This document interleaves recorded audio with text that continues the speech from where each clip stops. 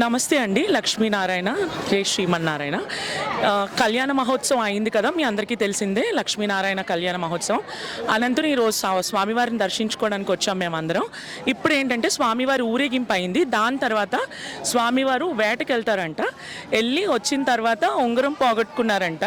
అది ఏంటి ఎలాగా అనేది రేపు స్వామివారి ఉంగరం ఎవరి దగ్గర ఉంటుంది అదంతా రేపు మార్నింగ్ పంతులు గారు మనకి చెప్తారు. అది కూడా ఇక్కడే జరుగుతుంది. చూద్దాం మన అందరం.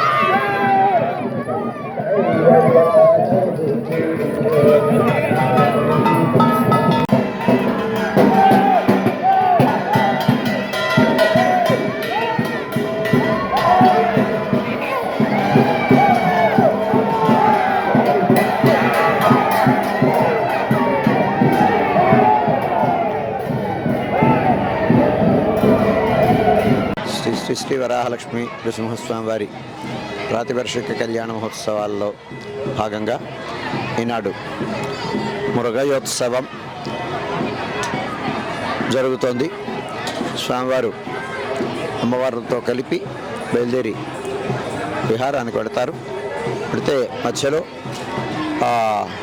నీరుడు అనేటువంటి ఆయన స్వామివారి యొక్క ఆభరణాలన్నీ దోచుకుంటాడు.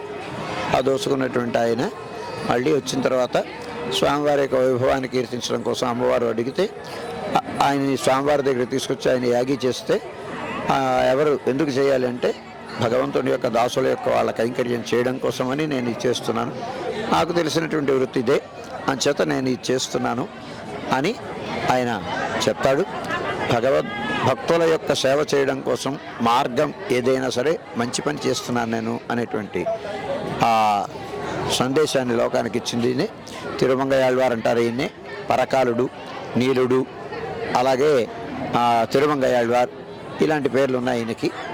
ఆయన ఆ భగవంతుని యొక్క భక్తుల సేవ చేయడం అనేటువంటి దానికి ఉపలక్షకంగా ఇక్కడ మనం ఇవాళ ఈ ఉత్సవాన్ని జరిపించుకుంటాం. సుమారుగా స్వామివారి అమ్మవారి తిరువీధి బయలుదేరుతుంది. అయిన తర్వాత అక్కడ సంవాదం జరుగుతుంది, సోర సంవాదం అంటాం.